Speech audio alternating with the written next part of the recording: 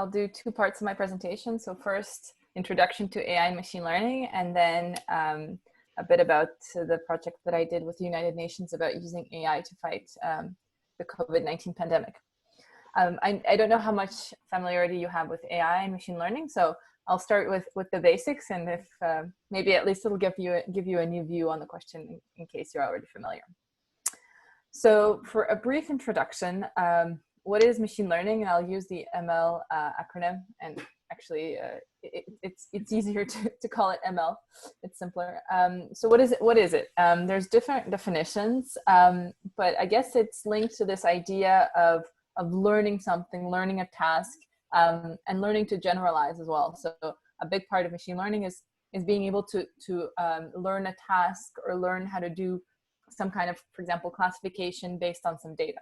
So essentially, generally speaking, it's a process by which a system improves performance via experience, but specifically ML is the study of algorithms that improve their performance P on a task T with an experience E. That's kind of the more formal definition.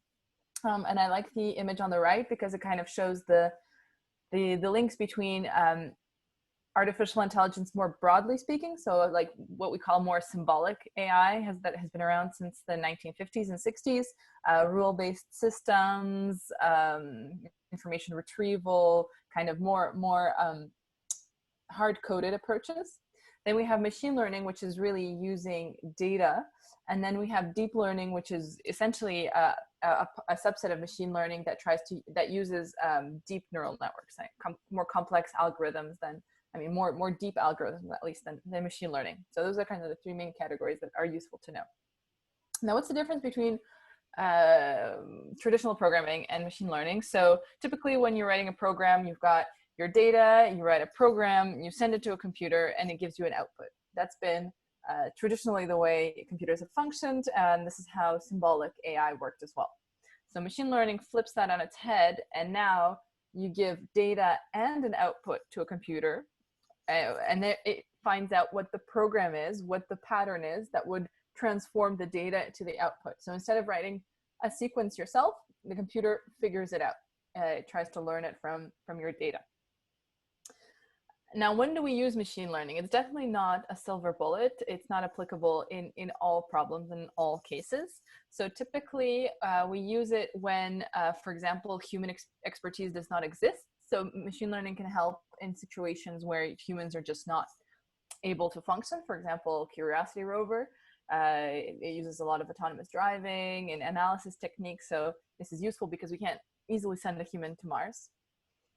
Sometimes it's used in tasks when humans can't explain their expertise. So it's hard to code up a system, for example, to do speech recognition, because it's something that we do implicitly, and it's hard to write a program to do it. So machine learning does this quite well now, as you might notice with Siri, Alexa, and your phone. So speech recognition is something that essentially based on lots of recordings of people, maps phonemes, maps sounds to the actual letters or words that they correspond to.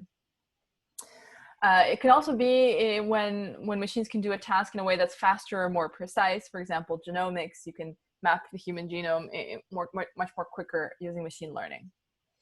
But machine learning models, the way they are right now, some progress is being made, but typically they're trained specifically on given tasks. So you don't have, it's very hard to have a general AI model, machine learning model, that's able to work on multiple tasks or on data that it wasn't trained on initially. So typically you train one model per task. So you'll have one model for speech recognition, you'll have one model for I don't know, predictions and classifications. So you'll have very separate models trained on separate data, and a Swiss knife ML model is yet to arrive. So it still requires a lot of work to actually train and deploy models for specific tasks. Also, machine learning models typically need a huge amount of data, especially deep learning models. They need a lot of data. So in cases where you don't have that data, it's really hard to use machine learning.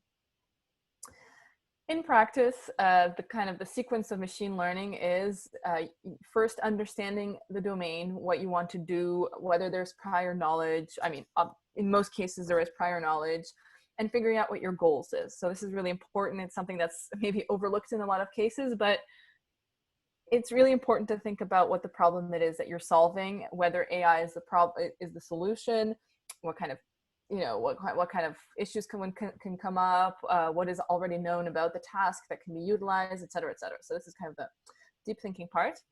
Then you have finding the data, cleaning the data, pre-processing the data. This usually takes from half to 70% of 50% to 70% of a project, because data is really key. It's important to have very quality, clean data.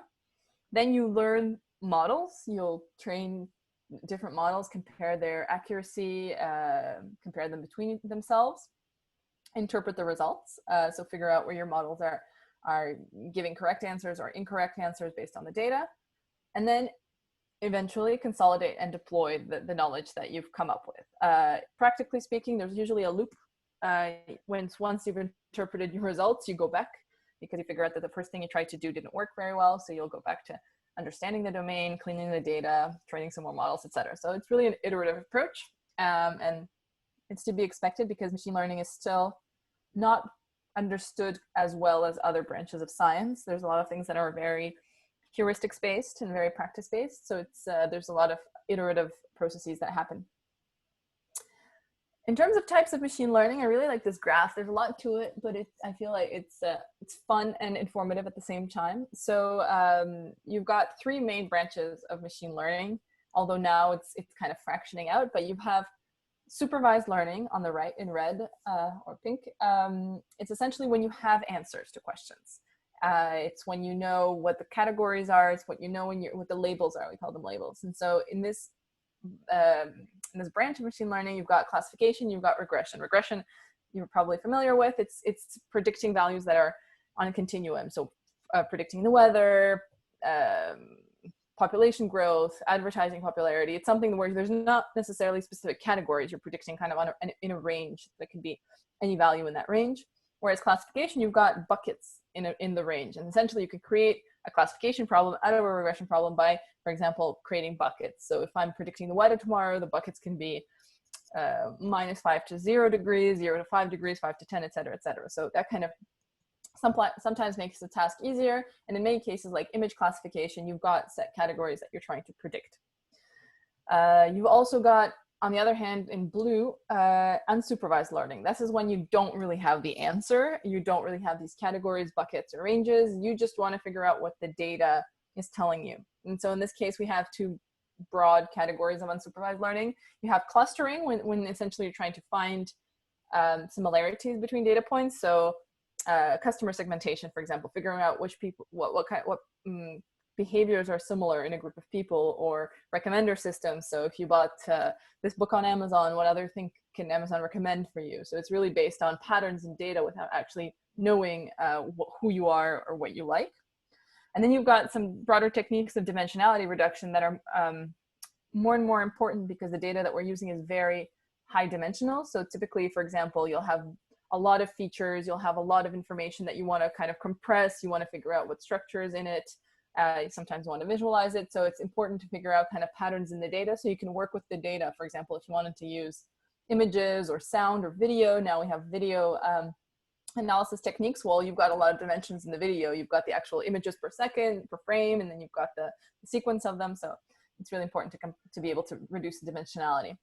And a third category, broad category, is called reinforcement learning. It's also becoming more and more popular nowadays. It's essentially when you want to figure out how to do a task, and you have some kind of thing that you want to improve. For example, playing Go, playing chess, learning a task, robot navigation. For example, a robot will need to get from point A to point B, and succeeding is actually making that going from those points. And so essentially you can use the success or the failure of the agent, for example, as a reinforcement. So if it got from point A to point B, it gets a positive reinforcement. If it didn't, it's a negative reinforcement. Essentially, by doing this a billion times, or a lot of times in any case, you figure out what strategy works. And so this has been more and more used, for example, for AlphaGo, et cetera. So these are kind of the broad categories. It's good to see this kind of high level view of machine learning. Now to go into more detail a bit, I tried to give some more I guess, sustainability focused or AI for good focused examples of these approaches. So for example, of regression, here you want to predict how ice is melting year after year, and you essentially want to figure out where it's going to be in 2020, 2021, and what you have are a bunch of data points. And so you want to learn a function that will predict where the next data points will come. And so essentially, as you see, the red line is a linear function. It doesn't really represent very well actually the acceleration of sea ice melt. So as you see, the green curve is a polynomial, and it actually represents more the fact that there's less and less sea ice over the years. So maybe the green curve fits it better. So this is one way of doing it, and essentially you can continue that green curve, and you can see when there's going to be no sea ice left in 2045 or 2050. There's classification. This is a project I'm working on, for example, that essentially tries to classify butterflies based on their images. It might seem like an easy task, but essentially, depending on where you are, it can be more or less likely you'll encounter a certain butterfly in a nutshell. So for example, we're learning not only image features, but also geographical features, temporal features. We're training a kind of a big neural network that, given an image and a location and a time and a date, will predict what it's most likely to be. And kind of these two butterflies, they look really, really alike. One is more spread out and one is more on the west coast of North America. And so you know that if you encounter what could be either one of these butterflies on the coast, it's more likely to be the top one than the bottom one. And so essentially, this is really hard to do in a non-machine learning way, because it's not only well, first of all, images are really complicated in general. It's hard to write rules in order to recognize these species, but also you have all these different types of data. You've got temporal data, you've got geographical data, and essentially want to compress all that to be able to make decisions. So this is when machine learning can be useful. And actually, when you talk to experts, they use all these different features when they're making decisions. So if you show one of these pictures to a specialist, a biologist, they'll say, okay, where did you take the picture? What time of day was it? What month was it? And so this is really important to take all this data and crunch it in order to make predictions. Now, in terms of unsupervised learning, as I said, it's when you don't have the labels. Essentially, what you're trying to do is find a hidden structure behind the data points. And so an example of this is anomaly detection. So the stereotypical example is spam filtering. But from a more AI for good perspective, there's a really interesting company that detects logging in the Amazon using machine learning. Essentially, they put a bunch of these sensors on the left on trees in the Amazon. They're solar powered, and essentially they do real-time analysis, acoustic analysis of the ambient sounds of the rainforest. And when they hear something that's different, something that's not wind or rain or parrots or monkeys or whatnot, like a chainsaw or a truck, they can flag that automatically. They don't need people analyzing the data. And so they have this huge, essentially a network of sensors, and they're actually tracking deforestation. And then once they do detect something, they can send someone in there and then figure out if it's illegal logging. So an example of unsupervised learning. You don't know exactly what you're looking for, but you're looking for something that's not like the rest. There's also time series modeling. This is really important as well. For example, in renewable energy prediction. So one of the main deterrents of renewable energy is that it's variable. So solar power obviously depends on the sun, wind power will depend on the wind, tidal on the tides. And it's when you have, for example, a large city or region and you want to guarantee that everyone has power 24/7 when they need it, where they need it, and how much they need it. It's really hard to go renewable off the bat, because what happens if all of a sudden, it's hot and then everyone turns on their air conditioning, or vice versa, it's cold and it's heating? What happens if there's no sun during 4 days? What happens if there's no wind? And so essentially, machine learning can help, because based on all these different parameters of weather, of even human behavior that can be predicted, it can do things like what's called nowcasting. Nowcasting is essentially predicting in a minute or in 5 minutes what is going to be the output, for example. And then you have forecasting, which is more in advance what's going to be in a week from now or in a month from now. And essentially, if you have a solar farm and you know it's going to be rainy for the next 24 hours, you can charge some batteries and make sure you have, for example, a backup plan when that comes. But it's really important for renewable energy producers to have this kind of information. And what I spoke of, reinforcement learning is also being used actually for quite good applications. So essentially, you want to figure out, you have a policy, you have some kind of goal that you want to reach. And in this case, the goal is using less energy in a data center. And so essentially, you test all these different parameters of your network and of the configuration to figure out what state or what states actually will give you the desired output. So less energy usage. And so DeepMind, which is a machine learning AI company, use this in Great Britain in order to reduce to improve the energy efficiency of servers. Essentially, they have an algorithm that figures out in real time what's the best policies to take, what are the best states to take, and then they actually makes the energy usage go way down by efficiently managing the resources. So once again, it's like using AI to improve itself somehow. Another type of machine learning that doesn't really fit anywhere, it's kind of unsupervised learning, but it's kind of supervised learning. It's like a new thing that's existed for the last 6 years or so. It's called generative adversarial networks, or GANs. And essentially, it's the first type of neural network or machine learning algorithm that can generate images, essentially. And so those, if you can look at the two images at the top, those are both generated by a GAN. They can make very, very realistic looking people. So there's a website called This Person Does Not Exist, I think. And it can generate really high quality images. And it can also do transformation. So you see the video of the horse on the left is transformed to a zebra in real time. And as you see, it's interesting because even the environment of the zebra gets transformed to a savanna, because that's typically where zebras live.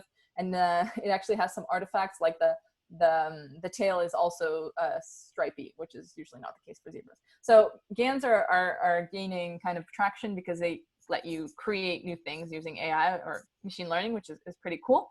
And in the project that I'm working on in visualizing climate change, we're using them to help people empathize with essentially extreme climate events. So we're making a website where someone can look at recent extreme climate events like hurricanes, like flooding, like smog or wildfire, and essentially travel to another place and imagine what it would be like if that event, for example, impacted their home or their street or their workplace or their school. So the idea is that since most of these events are far away and kind of not where we live ourselves, it's to help people imagine that, this is going to come eventually when all the sea ice is melted in 30 years or something. This is going to happen more frequently, but by that time it's going to be too late to take action. So we have to act now in the near future for the far future. And so we're trying to help bridge this kind of cognitive gap using GANs. And essentially we take input images that are kind of street level and we transform them based on other images of flooded homes and streets. And as you see, the network learns how to flood, essentially learns how to translate one image to the other, like a zebra, like the horse to zebra thing, except for climate change events. I think that's the first part of my talk. I was wondering if you had some questions, if we can take a Q&A break. Okay, thank you so much for your presentation. So if anyone has any question, they can raise their hands in the participant windows. Also, I'm letting them unmute themselves if they want. I just have a little question about your last slide.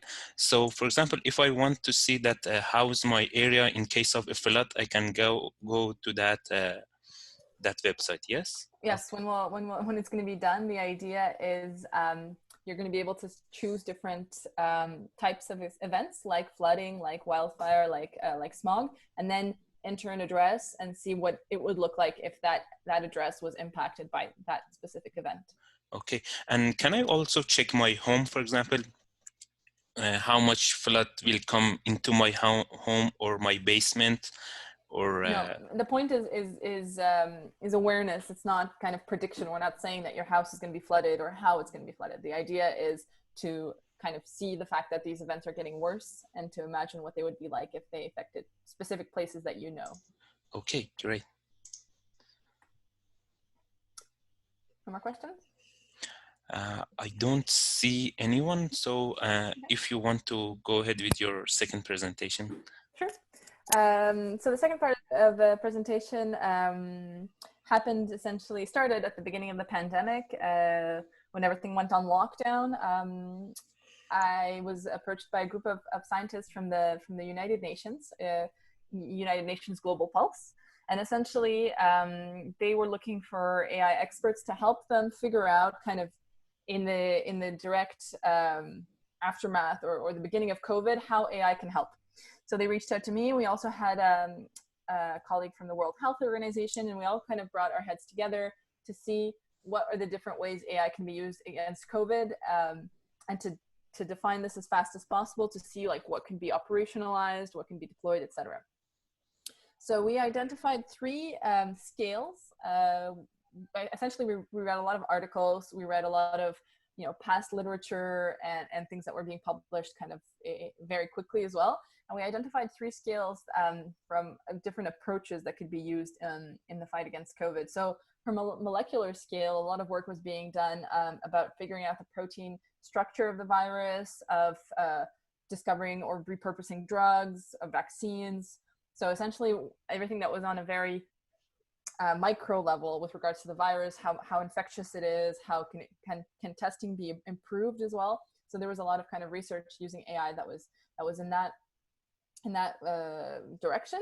There was the clinical scale, so everything that has to do with actual patients, actual people, for example, being sick. So either using medical imaging, using disease tracking, or to predict patient outcomes. So given a certain number of features, how likely is the person to get sick or better quickly. And then there's kind of the largest scale, the societal scale, which is from a global perspective. How can we track the virus? Can we do some clustering? Can we, and also in terms of infodemiology, so the WHO coined this term, which is the infodemic, and they say that it's as bad as the pandemic, as the infodemic, which is essentially fake news and disinformation. So they're trying to track it because there's people who are drinking bleach or doing home remedies that actually are costing lives. So infodemiology is a big part of it as well. So for molecular scale, so in biochemistry, the applications of AI have been really prolific, and to understand essentially the proteins that are involved in SARS-CoV-2, which is the virus and the infection, and essentially to figure out how we can treat it. And so the idea is the better you understand the actual molecules and the structure, the more, the easier it is, or hopefully the easier it is to find a treatment for it. And so, for example, you can predict the structure of associated proteins. You can identify existing drugs that can be effective by targeting these proteins. So essentially, given what you know about the virus, given what you know about the molecular structure of treatments, how can you kind of pair them up? Also proposing new chemical compounds. So essentially based on the structure of the virus, if you can imagine it as like a really, really complex 3D puzzle, what is a chemical compound that will fit with this puzzle? So essentially it's like this really complex geometrical thing that you can do using machine learning. And so there's a lot of work done in this, and actually the image on the right was synthesized by also DeepMind's team in the kind of first month of the pandemic, I think, to actually illustrate the structure of the COVID virus. There's also, so the DeepMind developed a system called AlphaFold, which is essentially this kind of puzzle solving approach. And the idea is, how do you figure out what proteins are going to fit together essentially in the best possible way? And so essentially, given the protein structure of COVID, given all the possible, there's so many possible ways in which proteins can be put together. So given this kind of whole big space, how do we find the ideal pairing of molecules? So they created the system that's actually also based on reinforcement learning in order to try all possible combinations. And then essentially they have a score, which is the better it fits together, the higher score is. And so it finds what characteristics of molecules are most likely to fit with the virus. And so, I mean, it's based on this kind of architecture called ResNet, which is like kind of a bit of a complex machine learning architecture. But what's interesting is that it actually predicts the angles and the distance between the different proteins coming together. And so it can really model things in 3D in a really impressive way. And for drug discovery, some things that can be used are generative, as it's like the generative adversarial networks that I presented. The idea is to generate something new, to create a new drug, for example, that could be used for treating COVID. And so essentially what they did was they paired reinforcement learning with generative networks. So essentially the generative networks would propose a new structure, and then reinforcement learning would essentially test that structure and figure out how well it fits, like how new it is, how diverse it is, essentially, et cetera, et cetera. So it was interesting because they did like two separate approaches together that worked really quite well. And essentially, in order to validate these results or to evaluate them, they use molecular docking simulations. And essentially, they can do this kind of machine learning process like 100 million times. And then when they have the top kind of most promising compounds, they can test it in more detail to figure out whether they can use them or not. On a patient scale, it's really interesting. A lot of the research that was done was in terms of medical imaging. And so X-rays and CT scans that were analyzed, and specific radiological signatures were identified. And essentially, the problem is that, for example, before testing, I mean, at the beginning of the pandemic, I don't know if you remember, testing had a lot of false negatives. It was like 30 to 60% false negatives in the initial test. So they needed another way of confirming this. So even if someone did test negatives, then another way to follow up. And essentially, radiology was proposed for this, especially CT scans. And then the problem is that radiologists were not trained to identify COVID because COVID was not a thing. And so they needed kind of a way of transferring knowledge between hospitals, between countries, in order to identify COVID on CT scans. And so they found these kinds of patterns that they qualified as ground glass opacities, and often it was in both lungs. And so even for expert radiologists, it can take a really long time to find these patterns. But machine learning can really help, and it can make it faster. And so different approaches were proposed. There's really like hundreds of papers written on this, but some of them saw it as a binary classification problem. So you had healthy lungs and you had COVID lungs, and how can you essentially tell the two apart? So that's kind of the easy way. There's also multiple categories, like 3 categories, because COVID and pneumonia can have very similar patterns. So 3-way classification was also proposed as ways of distinguishing pneumonia and COVID-19 when necessary.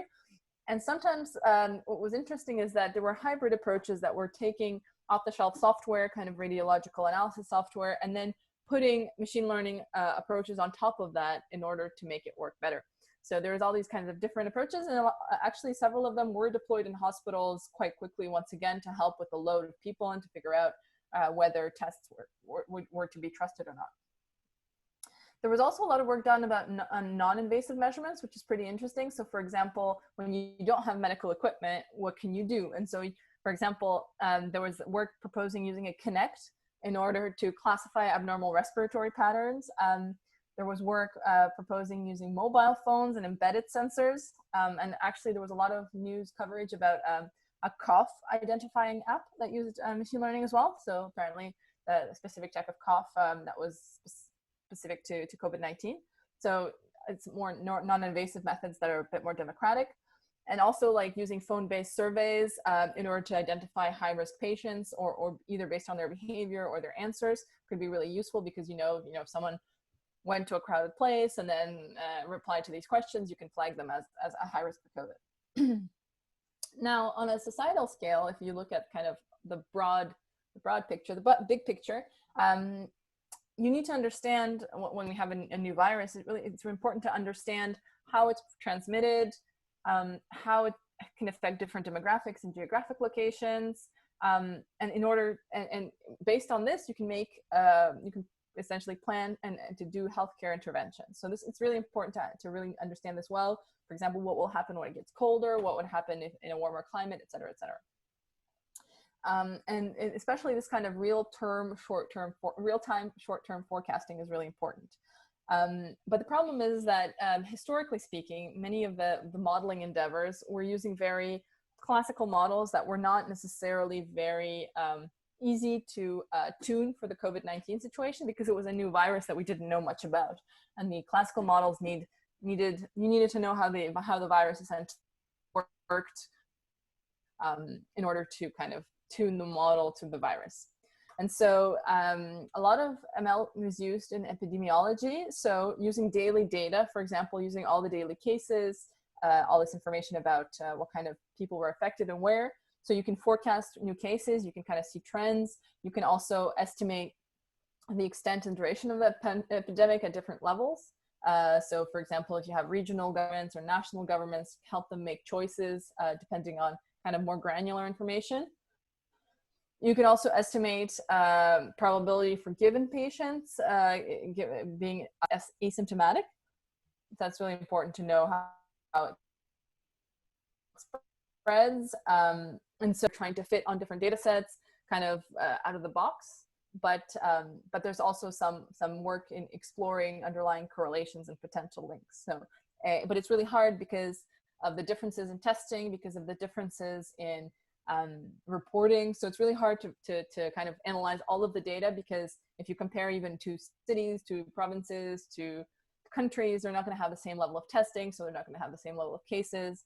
They're not going to have all of the hospital data available right away. So there's kind of a lot of factors, which makes it really hard to have like a single model for COVID. So another aspect that I mentioned is infodemiology. So quite quickly, the WHO started talking about a second disease, which they called this infodemic. And essentially there's so much information, and actually, I mean, you probably saw this in social media, there's so much information, there's just so many news articles, tweets, posts, you know, people talking about all this stuff, like, and who do you trust?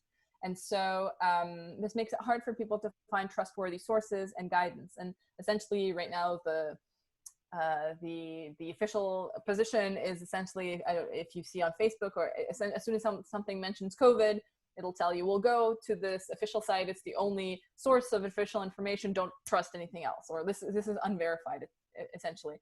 But it would be nice to have a bit more context. And also sometimes people don't have access to the internet, and they receive something on WhatsApp, or they hear it on the radio, and they don't know what to trust. And so the WHO has been really fighting this infodemic as much as the pandemic.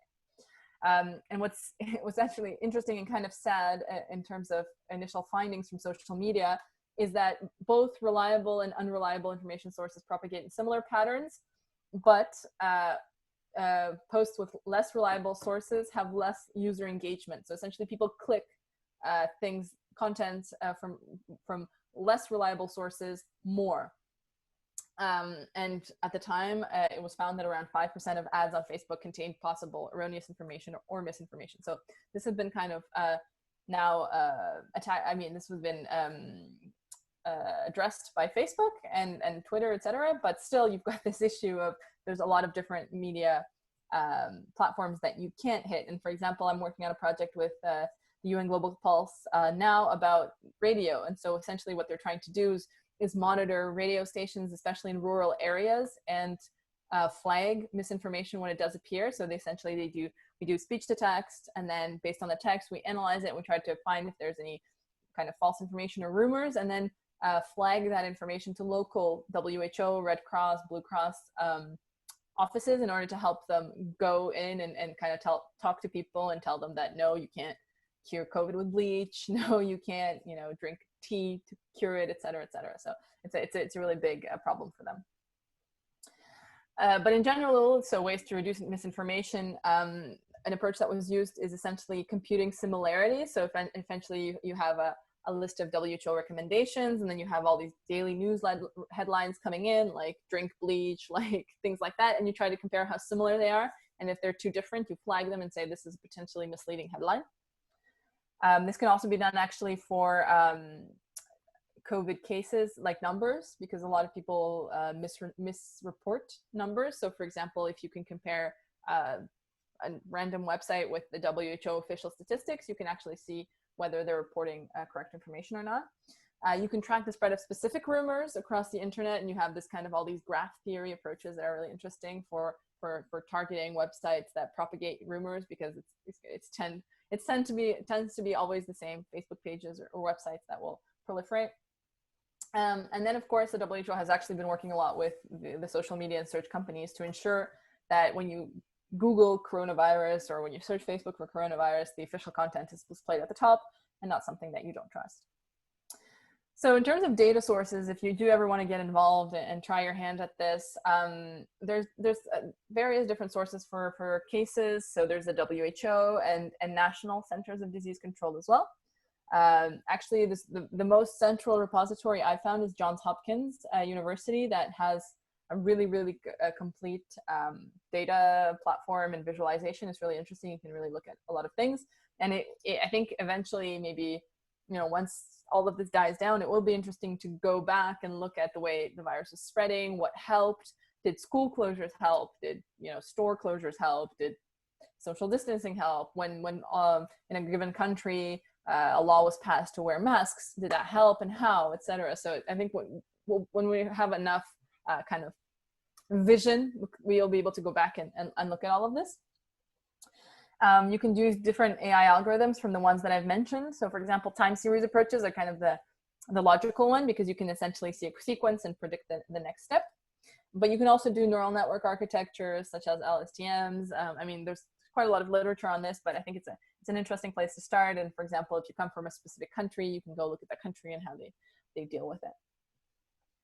In terms of biomedical data, there's actually a lot of initiatives for sharing COVID chest x-rays or CT scans so that people can train things on them. So there's a like a public repository. And then another postdoc at MILA developed Chester, the AI radiology assistant, essentially to diagnose these. And essentially one of the problems was that hospitals were not initially really sharing their data. Everyone was using their own data sets. And so he started this initiative to pool data, and essentially the better your data, the better your model typically. So this was part of it. And there's quite a few crowdsourced projects and initiatives that are really interesting. There's a website called Data Against COVID, which essentially has two parts of it. So essentially you can either be a medical professional with some data that you want analyzed, or that you want to get insights out of. And then you can also be a machine learning or statistics or data science expert who wants to help. And essentially they do this matching based on people's skills and what they want to do. So it actually works really well, especially if you have kind of smaller scale hospitals that don't necessarily have all the resources that bigger hospitals do.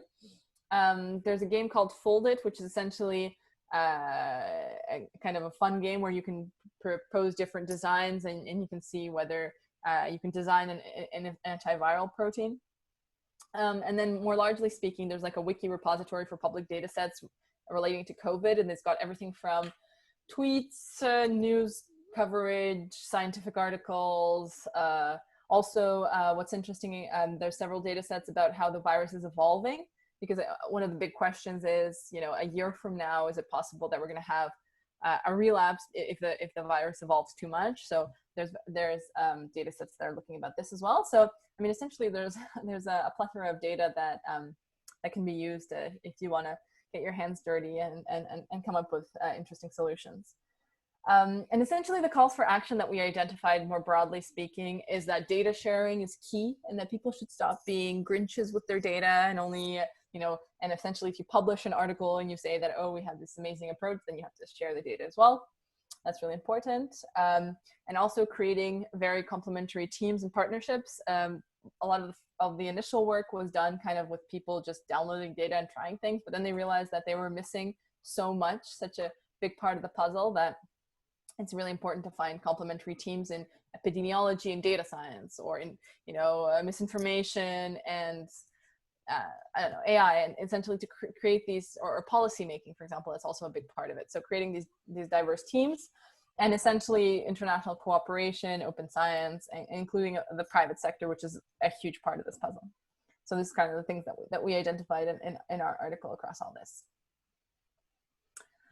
So that's it on my end. I don't know if there's any more questions. Okay, thank you so much. And I have already one question, but for those who also has a question, they can raise their hand in the participant window. The question that I have is that were these tools used in developing the upcoming vaccines, and explain in part why they were so fast in developing them? So they were used. I don't think they were used in the Pfizer one, which is the one we're going to have in Canada, but they were used and they were approved. The thing is, vaccine development and deployment is a really complex question. So there's actually, there was a lot of vaccines that were approved by the FDA. They were going through subsequent levels of testing. So there were some kind of AI inspired vaccines that were part of that group. I don't think the thing is that why it was sped up is essentially a question of money and of will more than AI, because typically vaccines cost a lot of money, and you need to do a lot of levels of testing, which is good because you need to make sure that you've got all your ducks in a row. So you've got animal testing, you've got human testing, et cetera, et cetera. And so essentially right now we're in this unique position that everyone wants this to be over. So a lot of the typical hoops and the typical funding and approval delays have been reduced to almost nothing. So typically, the FDA will take X months to approve something, but then they were taking X days. And then, you'll have, it's going to take a really long time to recruit participants. In this case, it wasn't an issue. It's going to take a really long time to, and so it's, from what I understand, really the key point has been political will and a lot of money more than any kind of AI algorithm. Okay, thank you. I hope we answered the Patrice question. And also we have one question from Sadman Siraj. So you're unmuted. You can talk if you want. Thank you for the platform. I'm Mohammad Sadman Siraj. I'm from Bangladesh speaking. So I hope you can hear me now. Yes. Okay. The question is, I basically have two questions. One is a bit technical and the other is a bit abstract. So first, with the technical question is that since you are talking about using data for fight against COVID using AI, so we are talking about a huge data, like big data. So there are a lot of resources involved for using such data in machine learning. And if we are actually translating to LSTMs, then that's very memory intensive. So you already talked about sharing data with each other, but what about sharing the resources like GPU resources or memory resources, so that individual researchers like us can contribute more, who are not finding good research teams or who are not being funded properly, being in such countries. So is there any option to share resources like GPU resources or memory resources? As far as I know, both Microsoft Azure and Google Cloud, GCP, Google Cloud Platform, they were giving resources for projects that were aiming to fight COVID. So they had kind of a call for proposals, and you could get $20,000 of, for example, I know someone, MILA, who got $20,000 of Azure credits just based on an idea that they had. So that was definitely one of the solutions. And I think, we talked a lot about international cooperation, and for me, this is part of international cooperation, to make sure that people who don't have access to the resources are paired up with the people who do. And it's just a question of, it's a question of will. It's a question of wanting to do it. And also this is why platforms like Data Against COVID were important, because they help people find each other outside of their networks. So you could, for example, be a researcher from Bangladesh saying, I have this data, I have this problem. And someone could say, oh, I'm a researcher from Google, and we have smart people and computing resources. So it was like a kind of a matchmaking platform in different aspects.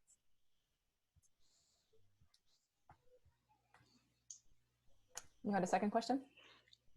That answers my first question. The second question was a bit non-technical. That is how you have talked about the fight against COVID so far, and now there has been several months passed since the inception of COVID. Now, can you give us some directions, like what can be done in the future? Like what are the approaches we can take for the coming days using AI and machine learning? So right now, in my mind, what would be important is to figure out optimal vaccination strategies, because this is also an open question. So there's different ways of vaccinating. There's essentially, you start with most vulnerable populations, like old people and medical professionals, and et cetera, et cetera, et cetera. But there are also people who are working on kind of more, I want to say data-driven approaches. So for example, figuring out people who see who see a lot of people like, I don't know, delivery drivers or you know, can be just doctors or things like that. So essentially identifying if you have a limited number of vaccines, who should be vaccinated in order to have the optimal solution, I mean, to cover the most people. Because if you have 10 vaccines for 100 people, and then you vaccinate the 10, for example, vulnerable elderly people who are at home, well, you've still got 90 people who don't have vaccines and who are, you know, cross infecting. And so the idea is, you know, you can create graph theory, you can crunch some data in order to figure out what are the specific points of intervention that are most optimal. So that's really interesting. And also, I think that it's really important for kind of this pandemic, but also future pandemics, to figure out non-medical interventions, which ones worked, which ones didn't, and where. Because I think that governments were kind of surfing the wave. I know in Canada, for example, they were very spontaneous, essentially. You know, something happened, the government would act. But there was very little, I mean, obviously there was very little prediction going on.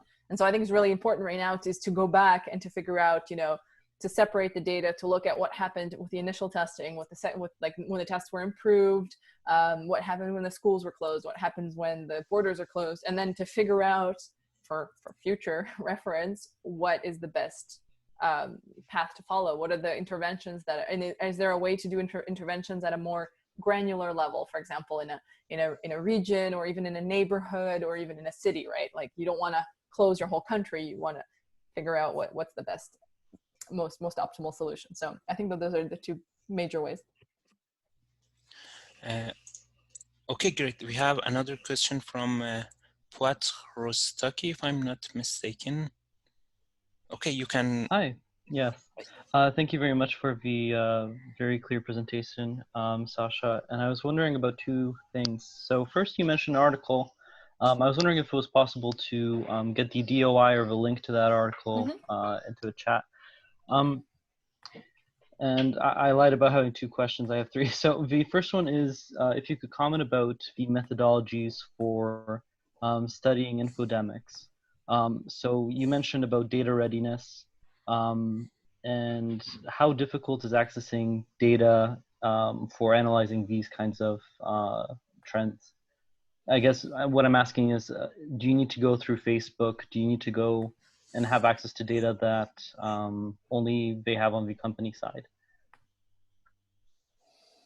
So actually, Facebook was sharing data quite well. I mean, relatively freely, and actually Google also had the insights data that they were sharing. So, but I think most of the really interesting work can be done on the open internet, quote unquote, through news, because you have, I don't know if you've ever seen like graphs of news sources, and it's really interesting to see rumors or news propagate, because you'll have, I don't know, Reuters drop of something, and then you'll see it go through this kind of global network. And that's relatively easy when you have confirmed news sources, right? Like Reuters. But what happens when you do have fake news? It's interesting to trace back. You can trace back using dates and times and things like that to the origin, and see where it propagated and how it spread. So I think that there's a lot of things that can be done. Even like, for example, Twitter, you can scrape it as well. And so there's a lot of open sources that I think would be really interesting. Thank you very much. And the second question was, have you heard of any, I guess, methodologies using anomaly detection for detecting future pandemics? I think that's what's that company called? Blue something. They're the ones who kind of detected the pandemic. It's a Toronto-based company. That's what they use. I mean, a more complex way of anomaly detection. I think what they do is they actually analyze news in multiple languages, plus hospital records, plus something else. And then when something pops, essentially an anomaly, they flag it. And apparently they were the first ones to flag. I don't know if you Google it, AI company. In the Mars district, I think, yes. Yeah, okay. What are they called? Blue something. Blue something. Yeah, Blue something. Blue Dot. There you go, Blue Dot. They essentially use this kind of machine learning. So yeah, they're. I mean, I don't know exactly the methodology, but it's somewhere along those lines. Yeah, thank you so much. Mm-hmm. Okay, thank you so much, Sasha. Also, I have a question about that, about the link of those data sets you mentioned. If you can share with the attendees later, or Yeah. Okay, great. Thank you so much. And thank you so much for your presentation. We will go to Catherine. Catherine holds a Bachelor in Cognitive Science and an MS in Computer Science, both from McGill University.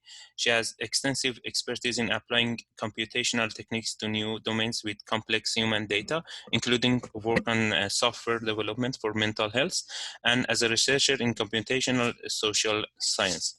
She is thrilled to put her knowledge to work and lead airfield development efforts to produce a revolutionary evidence-based AI tool. Okay, Kathleen, if you wanna share your screen. For sure. Let me just get that set up. Okay, I think you should be seeing my screen. Is that true? Or maybe now? Yes, perfect. Yes, okay. All right, so good evening, everyone. Today I'll be talking about deep learning for precision psychiatry. And today I'll specifically be talking about depression because that's what my company focuses on. So just for a little bit of background, I'm the CTO of Aphrid Health, and at Aphrid Health we are creating a clinical decision support system for doctors who treat patients with depression. So why am I talking about depression? Why is it something that should concern us and concern those of us who are interested in AI for social good? Well, 8% of adults will suffer from depression in their lifetime, with 4.4% of the world's population at any one time suffering from it. According to the WHO, it is a leading cause of disability worldwide.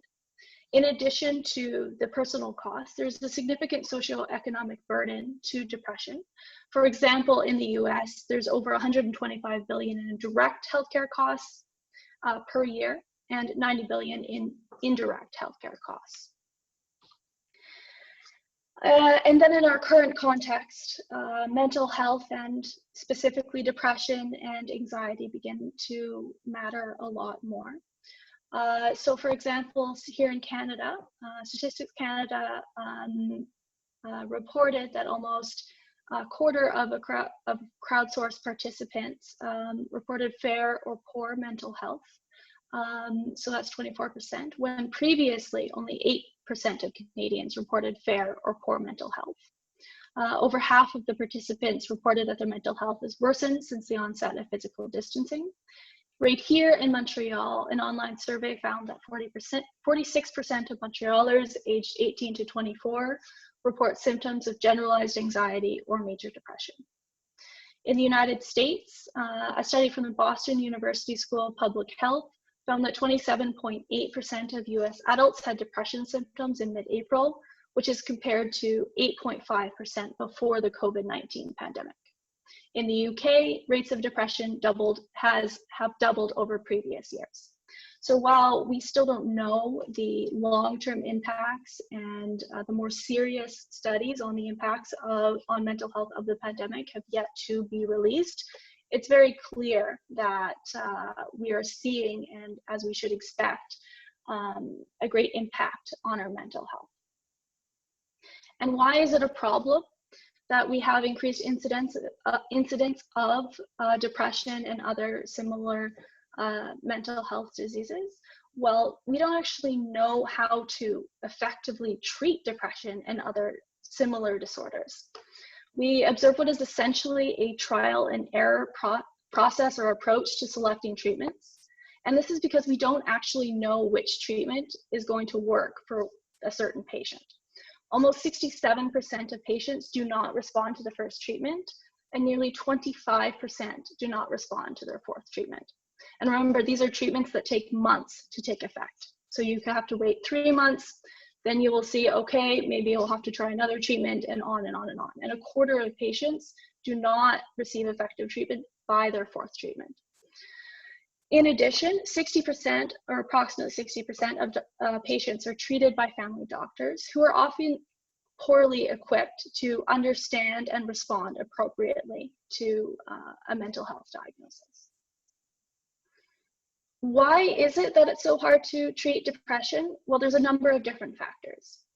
To start, drug development has stagnated for several years. Only 1 or 2 companies receive venture capital funding for depression per year in the last decade, and only 2 phase 3 trials have occurred in the last 5 years for new medications for depression, and we've only had 3 new approvals in the last 10 years. So simply put, we aren't very good at inventing new medications for depression. One possible explanation for this is that we have an incredibly diverse neurobiological and environmental factors that contribute to the clinical presentation of depression and similar disorders.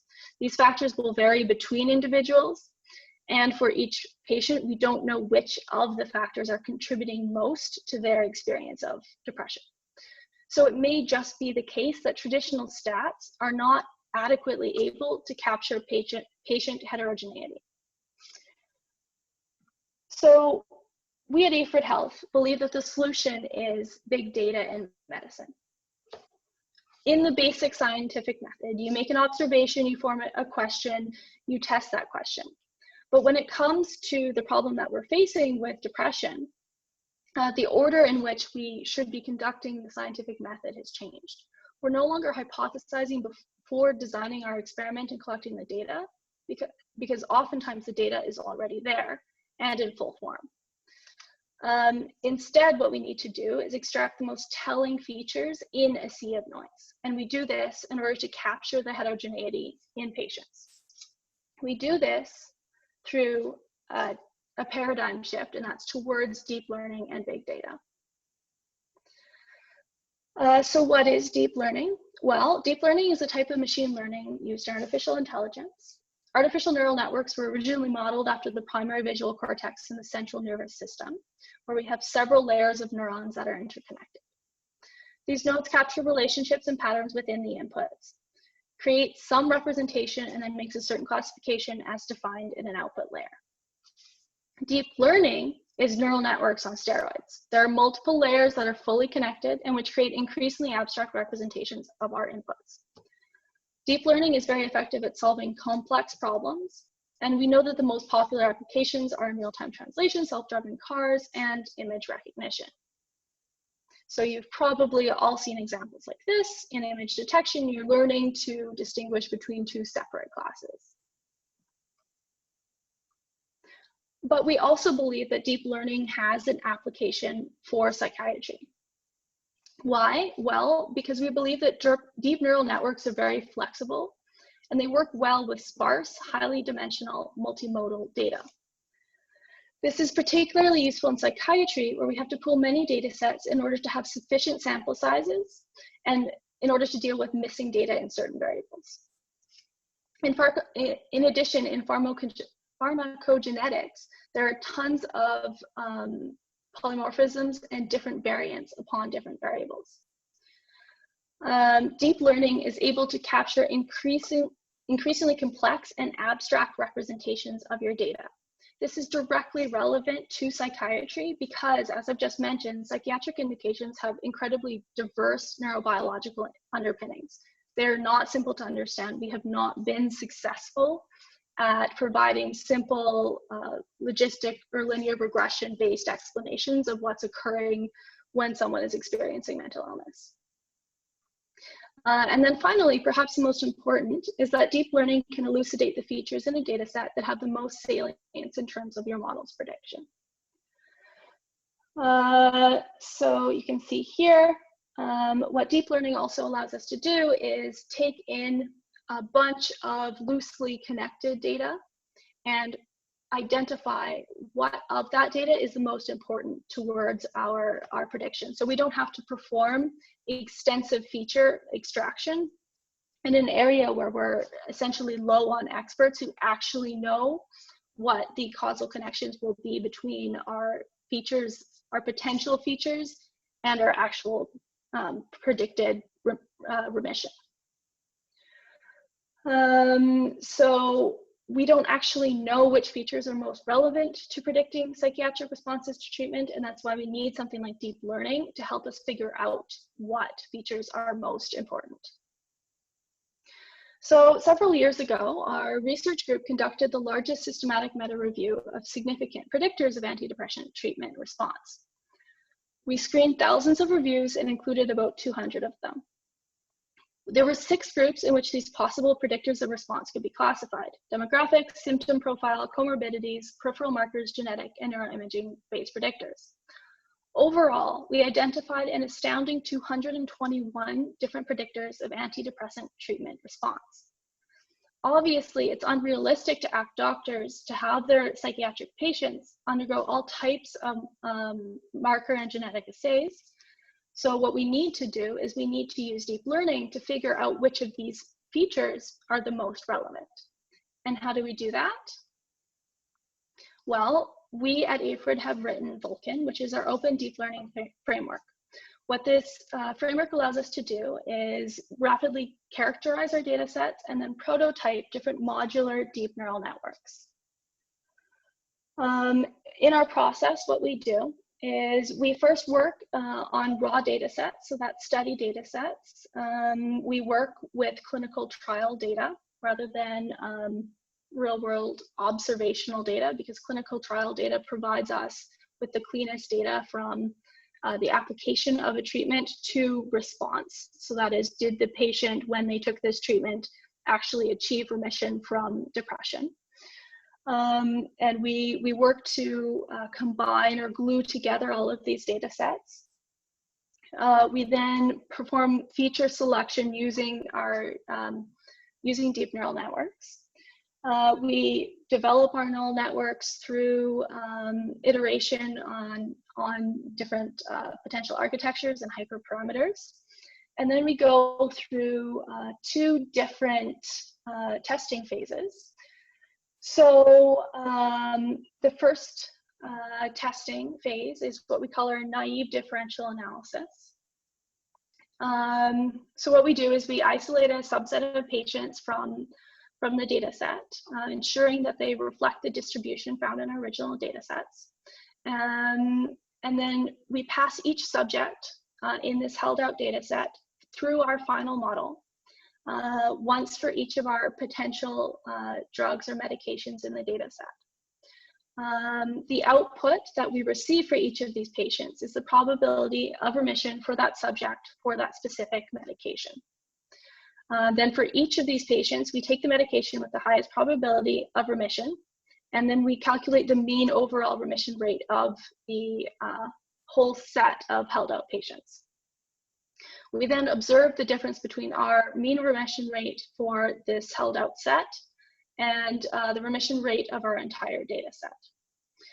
So what we did is we found an improvement of 11% in the population remission rate from 34.33 to 46.1, which is a relative improvement of over 30% when using our neural network to assign patients to drugs when compared with the baseline study drug assignment.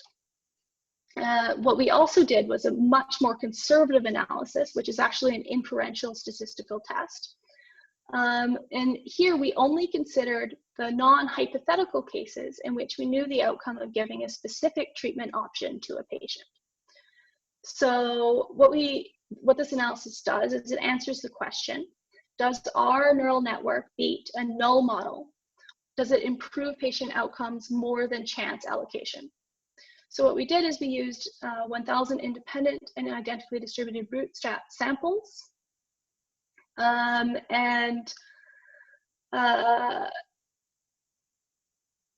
Bootstrap samples, sorry, my slide paused. And then what we actually did is we compared improvement scores between patients who actually received by chance the drug our model predicted they should have received, aka the drug that our model said had the highest chance of remission. And we compared them to the rest of the study population who were assigned a drug as per their study protocol. This is an extremely conservative approach because we only consider patients who actually received the treatment recommended by the predictive model. And we were able to observe a significant improvement of 2.5% from 34 to 36% population remission rate, which is a relative improvement of 7.2%. So overall, here's some results for our model. This is actually an outdated model. We'll be publishing additional results on some of our newer models. And why does this matter? Well, when you consider even a small improvement in remission rates, that actually translates to thousands of patients who are doing better and are able to achieve remission from depression. And this has long-lasting impacts on the healthcare system, their quality of lives, and the quality of lives of their families around them. What we will be doing is actually integrating our ML model into our clinical decision support system. So what it is a software platform that allows patients and doctors to collaborate. It integrates into the clinical workflow. So what that means is that a patient can fill out questionnaires. These questionnaires are actually then used in our AI model prediction. And the doctor not only has access to the AI model remission probabilities, but also has access to the patient's questionnaire results, as well as other information about the patient. So this enables evidence-based medicine on the patient's actual results, which is something that even in our day and age is not well utilized. What we have as well within our clinical decision support system is what we call the clinical algorithm. And so this is coded best practice guidelines. This is what, for example, organizations say that you should be doing as a doctor treating a patient with depression. Normally, this would come through the format of a large book or a set of papers. What we've done is we've actually made it into a clickable algorithm that the doctor can follow, so that they, often a family physician, know what is best to do for a patient who is suffering from depression. And then within our clinical algorithm, we have our AI, which is where we're providing those remission probabilities for certain medications. This neural network model will be going through clinical trial, actually starting next year. So we at AFRID just closed our seed round, which will enable us to pay for the clinical trial next year, where we test and confirm that yes, in fact, when doctors are using our tool with the AI remission probabilities included, that we're doing better than standard of care. So that is treating a patient with depression as you normally would. So what we're expecting to achieve is up to 50% reduction in time to remission and up to 48% relative improvements in rates of remission across the population. These outcomes, of course, need to be validated through our upcoming open label clinical trial. I'm now open to any questions for those who may have them. Okay, thank you so much.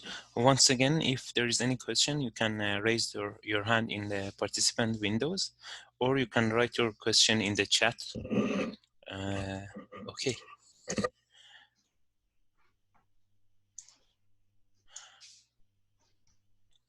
I just have a very basic question because I assume that in right now in a standard procedure, the patient will have several sessions with the psychiatrist so the doctor will have to decide that okay, if there is a depression case or not.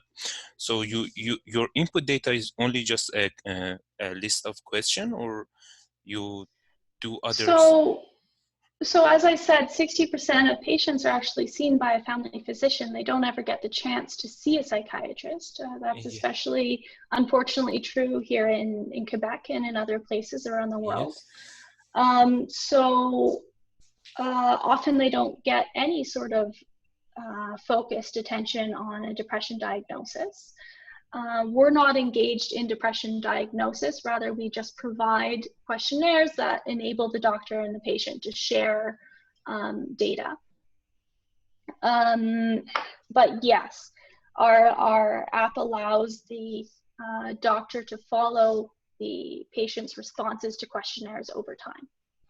Okay, actually, my question, I know I wanted to ask that if you like use a speech to text and then like analyze the speech of the patient to see if you can diagnose the depression or not. So no, we don't engage in diagnosis. We don't engage in diagnosis for a variety of reasons. One, it's something that it needs to be regulated, and that's not what we're participating in. And then as well, because these are complex disorders, this is best left to the doctor. We assume that the doctor who is using our application is confident in their diagnosis, and then we actually provide them with treatment, treatment remission probabilities. Yeah, sure. Okay, there is a question from Robert. So you're unmuted. Yeah, I'm just wondering if your system recommends a particular treatment for the patient and the clinician has doubts about it. Is there a way of explaining the rationale behind that particular recommendation? Yeah, that's actually a great question. So first point is I've been careful to avoid saying recommendations. I correct myself and I say we provide remission probabilities. And so what we do is for all the medications in our list is we provide a probability of remission. If you take this medication, you have a 80% probability, and this one you have a 70%. In addition, we provide information on each of those medications that comes from the literature. So for example, clinical pearls that say, this is commonly used for people who are suffering from insomnia. And then finally, we provide an interpretability report, which is those features that were most important to our model in making that particular probability, in generating that particular probability of remission. So our entire goal is not to actually prescribe, but rather be a clinical decision support system, providing that additional information to the doctor. Yeah, thank you. Okay, we have another question from Sadman. So you're unmuted. Thank you for the insightful presentation. So my question was basically that you have talked about some treatments and some remission probabilities for such treatments. Now, since depression is a very open-ended problem or issue, so there might be some other treatments as well, which are not related to clinical pills or antidepressants, like listening to a motivational talk or reading a book or something like that, doing something out of hobby can also reduce depression. So how can we give this information or give out this sort of information to the patients who are wanting such services? Yeah, so there's a couple of things here. First of all, we do hope to generate this sort of, or provide this sort of content in the future. So that is patient content. Second point is that meta reviews have shown that antidepressants are, in fact, effective over placebo for people suffering from depression. And then third, we do want to actually integrate other types of depression treatments, such as, for example, different forms of therapy, different alternatives to antidepressants. Our long-term goal is certainly not to stick only with one class of medication. We recognize that there are many different potential treatments. The issue is, as it always is for AI and ML, data. So we work with what data we have around medications, but it's very difficult to get data around the efficacy of different forms of talk therapy. And so we can't provide a remission probability for those, even if we do actually include them in our list of potential treatments. So they're there, but we can't provide that probability because we don't have the data. Okay. And we have another question from Puat. So you're unmuted. Hi, thank you so much for your presentation, Katrin.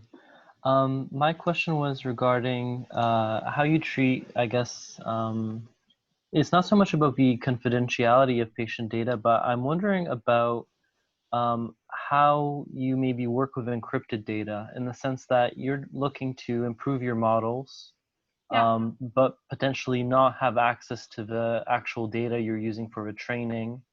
So you understand what I'm saying, or? Yeah, I mean, so I think you're talking about federated learning or some sort of updating that we could do for our models based on anonymized data.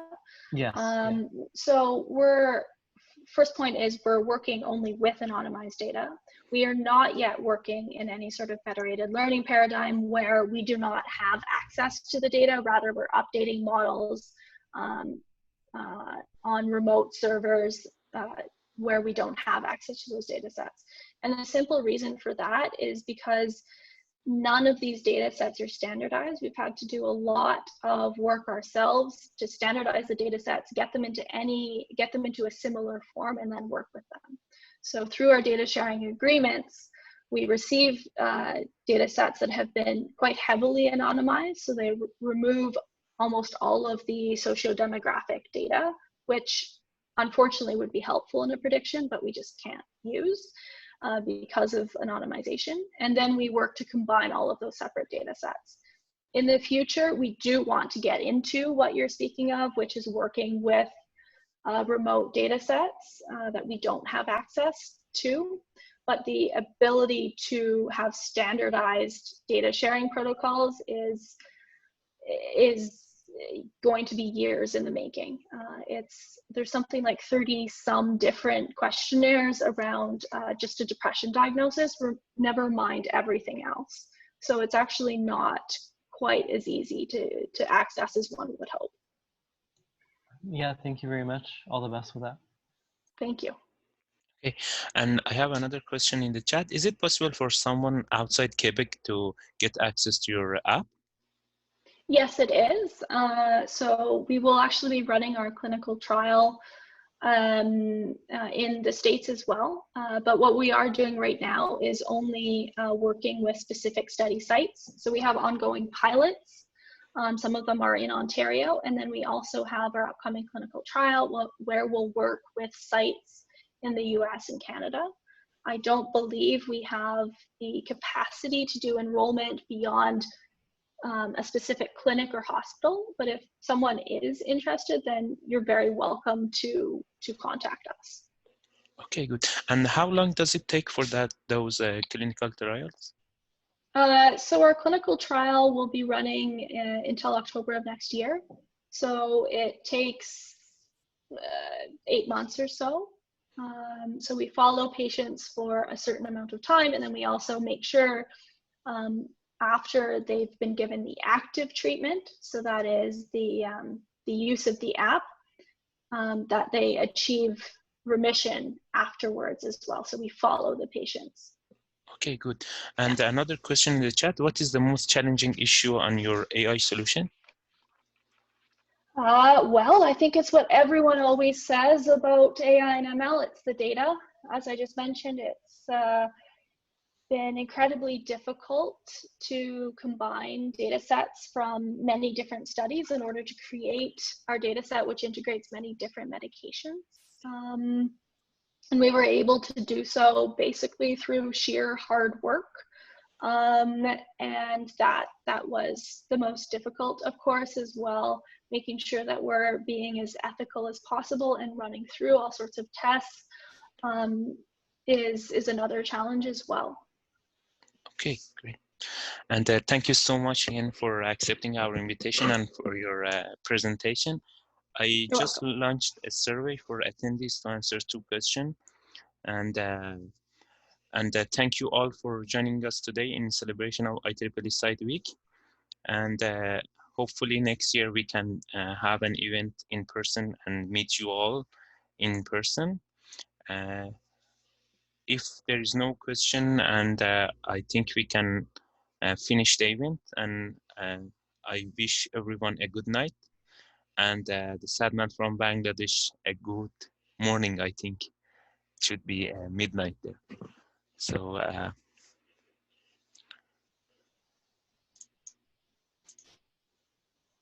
Haha, yes, thank you so much. And the session has been very insightful.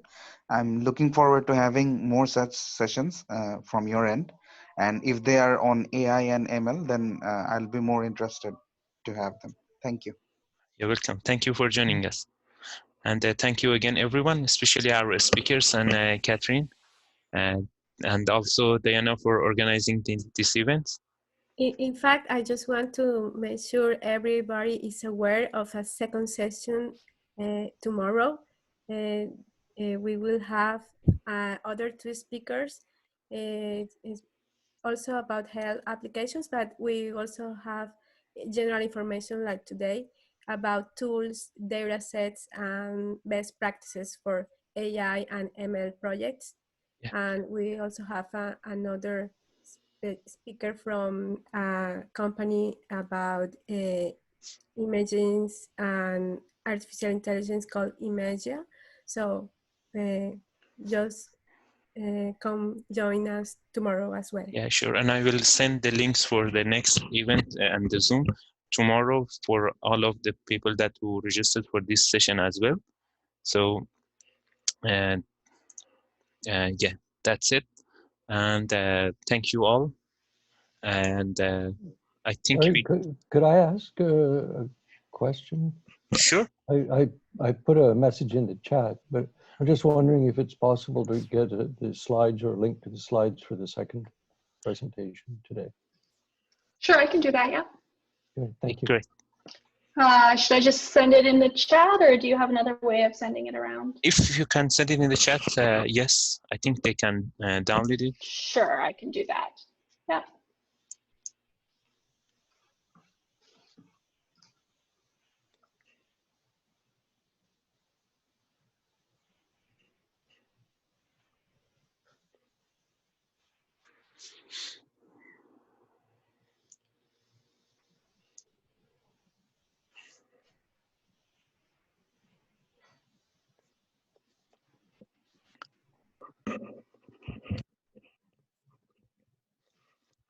And I would like to say that in IEEE site, in Montreal, we appreciate any kind of help. So if you're interested in joining our team, or if you have any idea, and we are ready to help you and organize that event. So, and again, once again, thank you so much for joining us. Okay, I'll save. Robert, were you able to download the Yes, okay, yes, I got perfect. it. Thank you very much. Perfect.